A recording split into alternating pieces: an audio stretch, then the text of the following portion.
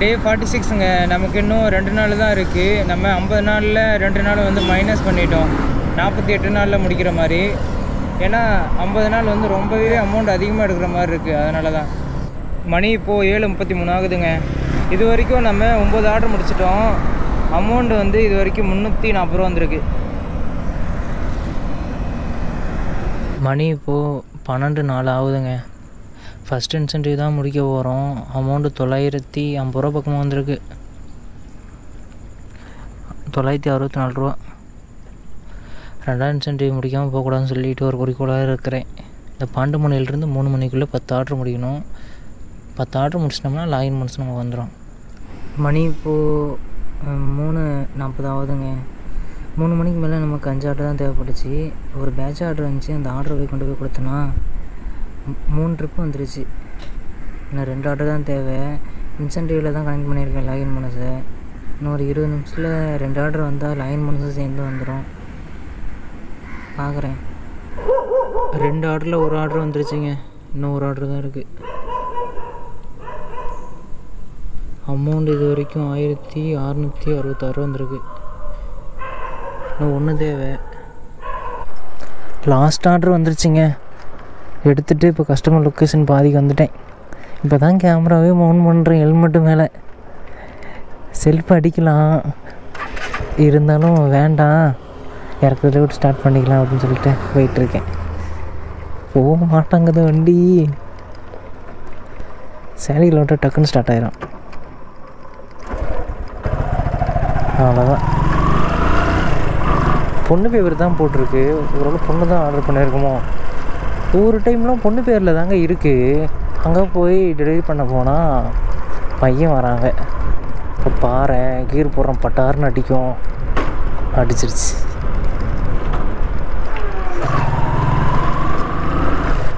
ஒரு ஆர்டர் ஒன்று கேன்சல் ஆகிடுச்சிங்க.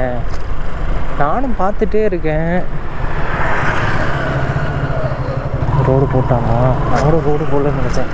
அந்த சைடு வெறும் குழியாக இருக்குமா. நான் வைசர் போட்டிருக்கேன், எனக்கு எதுவுமே தெரியாது. அதனால தான் அங்கே பிரேக் பிடிச்சி நிறுத்திட்டேன். நானும் பார்த்துட்டே இருக்கேன். 4-5 நாளாக 2ஆவது இன்ஸ்டன்ட் எடுக்கவே விட மாட்டான். கோவமாக வருது. வெறும் ஆர்டர் அமௌண்ட் மட்டுமே அதிகமாக போகுதுங்க. ஆனால் எப்படி பார்த்தாலும் அமௌண்ட் ரீச் ஆகிடுது. 2300 2200 வந்துடுது. நான் விளாக் எடுக்கவே இல்லை. எனக்கு மைண்டு சரியில்லை. விளாகை ஒழுங்காக எடுக்கணும். இப்படி சும்மா கிளிப் மட்டும் எடுத்துகிட்டு அதுக்கப்புறம் கடைசியில் எடுக்கக்கூடாது அப்படின்னு சொல்லி தான் நினச்சேன். அதனால தான் ஒரு 3 நாள் எடுக்கல. அதுவும் ஒரு காரணம். இன்னொன்று வந்து லைனாக எடுத்துருவோம், இன்னும் ஒரு 5 நாள் தானே அப்படின்னு சொல்லி தான் மைண்ட் செட்டில் நினச்சேன். அப்புறம் பார்த்தா என்னடா இது படிந்து உட்கான். 5 நாள் எடுக்க வேண்டிய விளாக் 3 நாள் ஆயிடுச்சு. மைண்டு மாறிடுச்சு. கால்குலேட் பண்ணி பார்த்தேன், 1,06,000 பக்கமாக எடுக்கிற மாதிரி வந்துச்சான். இது சரி வராது அப்படின்னு சொல்லிட்டு 2 நாளாக மைனஸ் பண்ணிட்டேன். 48 நாள். ஆல்ரெடி நம்ம 45 டேஸ் வரைக்கும் பிளாக்லாம் எடுத்து வச்சுருக்கோம். இன்னும் ஒரு 5 நாள் தான் தேவை. அதுலேயும் இப்போ 2 நாள் குறைச்சிட்டோமா. இன்னும் 3 நாள். 3 நாளையும் இன்றைக்கி ஒரு நாள் எடுத்துட்டோம், நாளைக்கு ஒரு நாள் தான். 3 நாளையும் இன்றைக்கி ஒரு நாள் எடுத்துட்டோம், இன்னும் 2 நாள் தான். ஹலோ, ஸ்விக்கிங்க, லொக்கேஷன் வந்துட்டேன்.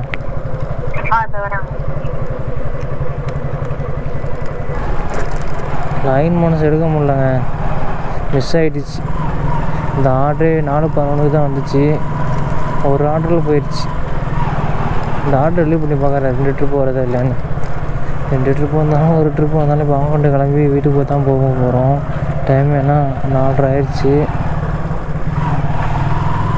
இனிமேலாச்சும் ஒழுங்காக அந்த 200 ரூபா லைன் முடிச்சு எடுக்கலாம், 5 ரூபா வரைக்கும் ஒர்க் பண்ணலாம் அப்படின்னு சொல்லிட்டு தோணுது. ஆனால் மைண்டு ஒத்துக்க மாட்டேங்குது.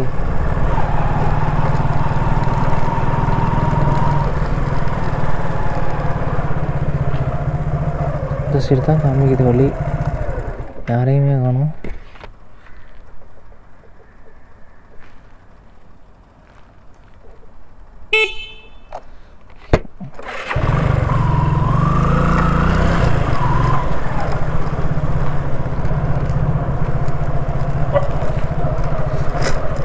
நான் நேம்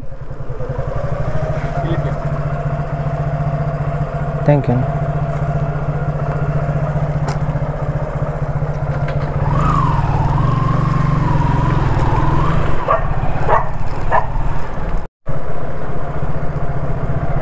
$89. முன்னெல்லாம் ₹1 ₹2 சேர்த்து போடுவான், இப்பெல்லாம் போடவே மாட்டோம். $1755 வந்துருச்சுங்க. 2 ட்ரிப்பு வரல, ஒரு ட்ரிப்பு தான் கொடுத்துருக்கோம். 2வது இன்சென்டிவ் அடித்தாச்சு.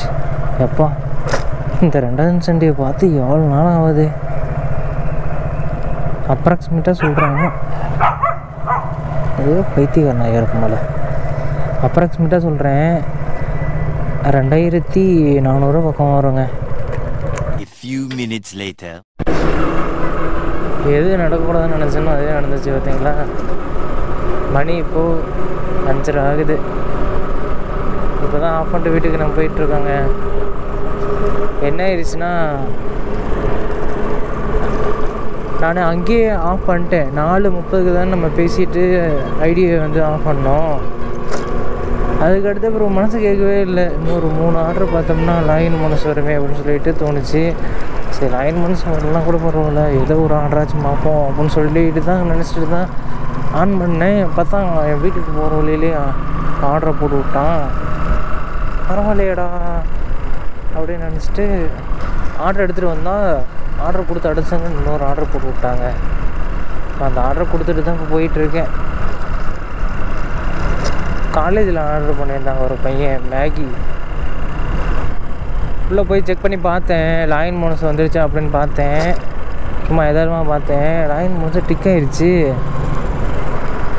எப்பட்றா இன்னும் ஒரு ஆர்டர் பார்க்கணுமே அப்படின்னு தோணுச்சு. சரி, ஓகே, எல்லாம் நல்லது நடந்தால் ஓகே அப்படின்னு நினச்சிட்டு ஐடியா ஆஃப் பண்ணிட்டேன்.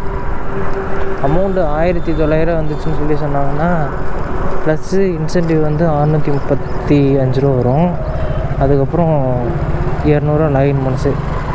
அப்ராக்சிமேட்டாக லாகின் போனஸ் மட்டும் வந்துச்சுன்னா $2735 வருங்க. அப்படி லாகின் போனஸ் வரலைன்னா $2535 தான் வரும். இன்னும் ஒரு ½ hour தெரிஞ்சிடும். நான் ஸ்க்ரீன்ஷாட் அட்டாச் பண்ணிடுறேன். அட்டாச் பண்ணிட்டு பக்கத்துலேயே நான் மென்ஷனும் பண்ணிடுறேன் லாகின் போனஸ் வந்துச்சு இல்லையான்ட்டு. நம்ம லஞ்சில் 9 ஆர்டர் முடித்தோம். டின்னரில் 13 ஆர்டர் முடிச்சிருந்தோம். அதுக்கப்புறம் லேட் நைட்டில் 12 ஆர்டர் முடிக்கிற மாதிரி தான் கால்குலேட் பண்ணியிருந்தோம். ஆனால் கரெக்டாக தாங்க போயிட்டு இருந்துச்சு. என்னான்னு தெரியல, மறுபடியும் பழையபடியும் ஆரம்பிச்சிட்டான். லாங் ஆர்டர் போட்டுக்கிட்டு மறுபடியும் லாங் ஆர்டர் போட்டுக்கிட்டே இருந்தானா கடுப்பாயிடுச்சு. என்னாலும் பரவாயில்லன்னு சொல்லிட்டு முடிக்காமல் போகக்கூடாதுன்னு நினச்சிட்டு ஒரு எடுத்துகிட்டு போய் டெலிவரி பண்ணிட்டே இருந்தேன் ஆர்டர் எல்லாத்தையும். கரெக்டாக 2:15 ஒரு ஆர்டர் வந்துச்சு. அந்த ஆர்டர் எடுத்துகிட்டு போனேன். அந்த பையன் வந்து நான் வெளியே போகிறேன் ப்ரோ, ஆர்டர் வேண்டாம், கேன்சல் பண்ணிடுங்கன்னு சொல்லிட்டாப்புல. நானும் எவ்வளோ கெஞ்சி பார்த்தேன், கூத்தாடி பார்த்தேன், ஒன்றும் வேலைக்கே ஆகலை. வேண்டவே வேண்டாம், நான் பெனால்ட்டி போட்டாலும் பரவாயில்ல, நான் கட்டிக்கிறேன் அப்படின்ட்டாரு. ஒன்று வந்து சிக்கன் பிரியாணி, இன்னொன்று வந்து எக் ரைஸ்ன்னு நினைக்கிறேன். சிக்கன் பிரியாணி நான் சாப்பிட்டேன். ரிட்டன் ஆர்டர் வரும் தாங்க பார்த்தேன், ரிட்டன் ஆர்டர் வரவே இல்லை. என்னாச்சு, ஸ்ப்ரெட் ஆகிடுச்சா? ஸ்ப்ரெட் ஆகலை. எக் ரைஸ் மட்டும்தான் இருக்குது. என்னால் சாப்பிட முடியல. மேபி சாப்பிட முடிஞ்சா சாப்பிட்றேன். ஏன்னா எக் ரைஸ் மட்டும் எப்போ போடுறோமோ அப்பயே சாப்பிட்டா தான் நல்லாயிருக்கும். ஒரு கொஞ்ச நேரம் கழிச்சு இல்லைன்னா 1 hour கழிச்சுலாம் சாப்பிட்டா ஒரு மாதிரி ஸ்மெல் அடிக்கிற மாதிரி இருக்கும். இந்த கிளைமேட்டுக்கும் இந்த தண்ணிக்கும் அழகாக இருக்குதுங்க. அவ்வளோ செம்மையாக இருக்குது.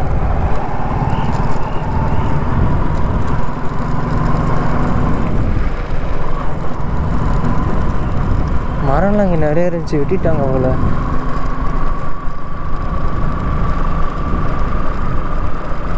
நான் ஊருக்கு போகிறேன்னு சொல்லியிருந்தேன்லங்க. ஊருக்கு போகிறதுக்கு முன்னாடி வண்டியில் கொஞ்சம் ப்ராப்ளம் இருக்குது, அதெல்லாம் சரி பண்ணிடலாமான்னு சொல்லி நினச்சிட்டு இருக்கேன்.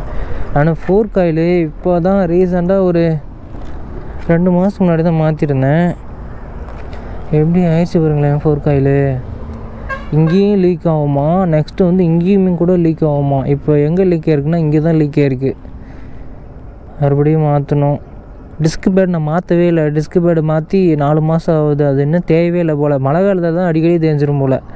நான் என்ன பண்ணலான்னு பார்க்குறேன்னா மறுபடியும் ரெண்டுக்குமே ஆயில் மாற்றிடலான்னு இருக்கிறேன். இதுதான் போயிடுச்சு, இருந்தாலும் அதையும் நம்ம மாற்றிடுவோம், மாற்றினா ஒட்டுக்கா கரெக்டாக இருக்கும் அப்படின்ட்டு. அதுக்கப்புறம் டிஸ்க்கு பேடு, அப்புறம் செயின் வந்து சவுண்டு வந்துகிட்டே இருக்குது. செயின் கூறாயிடுச்சான்னு தெரியல, கூறாயிடுச்சுன்னா போயிடுச்சுன்னு அர்த்தம். ஒன்றும் தெரிய மாட்டேங்குதே. செயின் கூறாகலைங்க, கொஞ்சம் தான் தேஞ்சிருக்கு. அது இன்னும் 10,000 கிலோமீட்டர் வர மாட்டுது. ஆனால் எப்படி தான் சவுண்டு வருது இல்லை, ஒரு இதுக்குள்ளே இருந்தால் சவுண்டு வருதுன்னு நினைக்கிறேன். இது 1 மடங்கு தேஞ்சுன்னா இது வந்து 3 மடங்கு தேஞ்சிருக்கும். எப்பயுமே வாட்டர் சர்வீஸ் பண்ணும்போது இதையும் கழட்டி சரி பண்ணிடலான்னு பார்த்தேன். மறந்து போயிடுறேன். வீட்டில் போய் கழட்டி பார்ப்போம். அங்கே மண் நிறைய சேர்ந்துருக்கும். இதில் வேறு பாட்டமில் காடு இல்லையா, அதனால் அந்த மண்ணெலாம் கொண்டு போய் இந்த சின்ன கீர் இருக்கும், அந்த கீரில் தான் போய் சேரும். இந்த வண்டியை நான் ஊருக்கு எடுத்துகிட்டு போகிறேன்னா இந்த வண்டினால தான் நான் அந்த வண்டியை வாங்க போகிறேன். அதனால் இந்த வண்டிக்கு தான் நம்ம முதல்ல பூஜை போடணும்னு சொல்லிட்டு தான் இந்த வண்டியை எடுத்துகிட்டு போகிறேன். 2 பிளானிங்காக இருக்குது. ஒன்று ட்ரெயினில் வந்து பார்சல் பண்ணிடலாமா, இல்லைன்னா நம்ம ஓட்டிக்கிட்டே போயிடலாமான்னு சொல்லிட்டு ஒரு மைண்டாக இருக்குது. இப்போ ஓட்டிக்கிட்டே போனோம்னா என்ன ஆகுனா 700 பெட்ரோல் போகும். அது பிரச்சனை இல்லை. மேஜர் பிரச்சனை என்னென்னா மெயின்டெனன்ஸ் தான். சஸ்பென்ஷன் எதுவும் ஆகாது, பிரேக்கும் எதுவும் ஆகாது. உள்ளே இருக்கிற கீரு, இப்போ நான் சொன்ன பார்த்தீங்களா செயின், அதுதான் கொஞ்சம் இதாகும். நெக்ஸ்ட்டு இன்ஜினில் இந்த பிஸ்டன் இருக்குல்ல, அது ரொம்ப ஹீட் ஆகி இன்ஜின் ஆயில் லீக் ஆகிறதுக்கு வழிவகுத்து கொடுத்துருங்க. அதுதான் யோசிச்சுட்ருக்கேன் எதுக்கு அப்படின்ட்டு. நமக்கும் ட்ரெயினில் போட்டதே இல்லை, ஒரு நாள் கூட போட்டோம்னா இன்னும் அனுபவமாக இருக்கும்ல. அடுத்து ரிட்டர்ன் வரும்போது நமக்கு சங்கடமாக இருக்கும். வேண்டாம், நம்ம ட்ரெயினில் போட்டு விடுவோம், அது பாட்டுக்கு போட்டுவோம், நம்ம பொறுமையாக பஸ்ஸில் ஏறி வந்துடலாம் அப்படின்னு சொல்லிட்டு கூட தோணும். நான் யோசிக்கல, இனிமேட்டு தான் யோசிக்கணும். சரி, ஓகேங்க, இந்த வீடியோ என் பண்ணிக்கிறேன். நான் ஒரு அண்ணா நேரத்துக்கு வண்டி தள்ளிட்டு போயிட்டுருக்காரு.